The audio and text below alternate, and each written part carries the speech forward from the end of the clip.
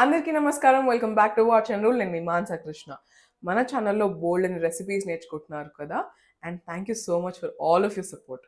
So, నాకు ఈ మధ్య కాలంలో వచ్చిన రిక్వెస్ట్ కానీ, నేను అబ్జర్వ్ చేసిన ప్యాటర్న్ కానీ ఏంటి అంటే, చాలామంది వంట రాక ఆర్ బ్యాచిలర్స్ వాళ్ళ రూమ్స్‌లో వంట చేసుకోలేక అంటే ఎక్కువ సామాన్లతో వంట చేసుకోలేక బయట తింటూ ఉంటారు. అంటే బ్రేక్‌ఫాస్ట్, లంచ్, డిన్నర్ ఇంకా కాన్స్టెంట్‌గా బయట తినడం వల్ల వాళ్ళకి గ్యాస్ట్రిక్ ఇష్యూస్, హెల్త్ ఇష్యూస్ వస్తూ ఉంటాయి. సో, ఇలాంటి వాళ్ళకి ఈ సిరీస్ ఉండిపోతుంది.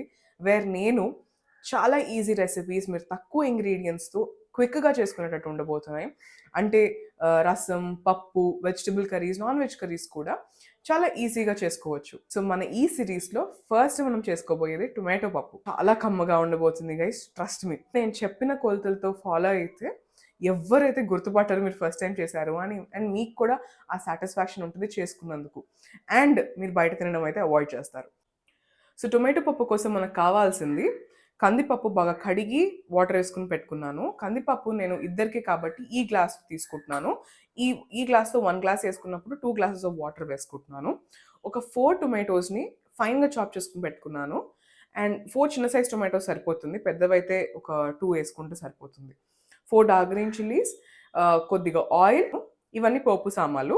సో, పోపుకి మనకు కావాల్సింది ఆవాలు, జీలకర్ర, మినపప్పు, శనగపప్పు, ఇంగువ, కరివేపాకు, ఆహ్, ఎండుమిరపకాయలు అండ్ వెల్లుల్లిపాయలు. కొద్దిగా చింతపండు. సో, ఆల్రెడీ మనం కడిగి పెట్టుకున్నాం కదా! సో, ఫస్ట్ టొమాటోస్ ఇంకా పచ్చిమిరపకాయలని వేసేసుకుందాం. తర్వాత దీంట్లో చిన్న సైజ్ స్పూన్‌తో ఒక 2 స్పూన్స్ ఆయిల్ వేసుకుందాం. కొద్దిగా ఉప్పు, కొద్దిగా పసుపు. సో, దీన్ని మనం పప్పు క్లోజ్ చేసేసుకొని ఒక 4, 5 విజిల్స్ రానిద్దాము. పప్పు మెత్తగా ఉడికిపోవాలి కాబట్టి. సో, విజిల్ అయితే మనకి ప్రెషర్ అయితే పోయింది. సో, విజిల్ తీసేసుకున్నాము. ఇప్పుడు ఒక్కసారి చూసుకుందాం. పర్ఫెక్ట్‌గా ఉడికిపోయింది. మనకి ఏసుకున్న నీళ్ళకి 4 విజిల్స్, 4-5 విజిల్స్ ఇచ్చాం కాబట్టి పర్ఫెక్ట్‌గా ఉడికిపోయింది. మనము పప్పు గుత్తితో ఇలా స్మాష్ చేసేసుకుందాం దీన్ని. ఎక్కువగా ఏమి స్మాష్ చేయాల్సిన అవసరం రాదు.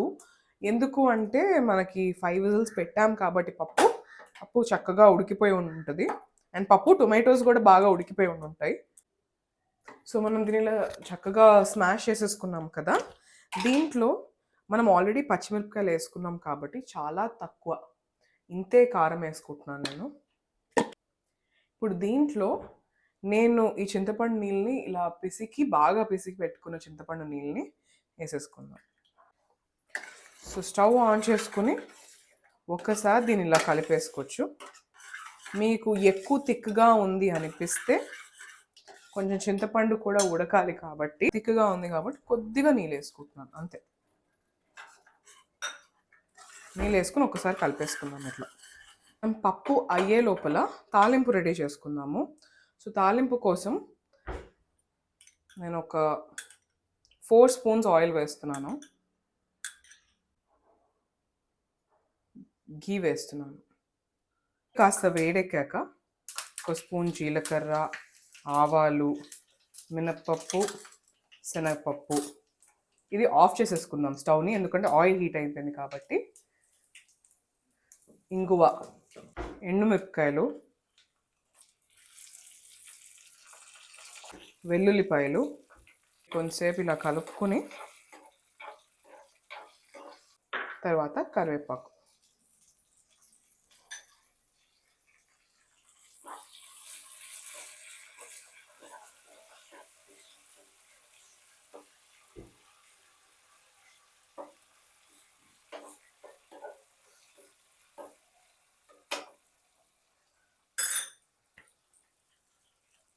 మంచి వాసన వస్తుంది గైస్ ఈ తాలింపు వేసుకున్నప్పుడు.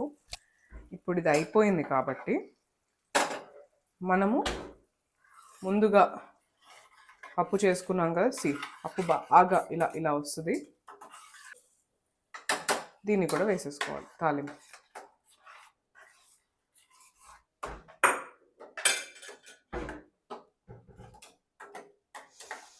మంచి స్మెల్ వస్తుంది గైస్. సో, మనకు పప్పు కూడా అయిపోయినట్టే.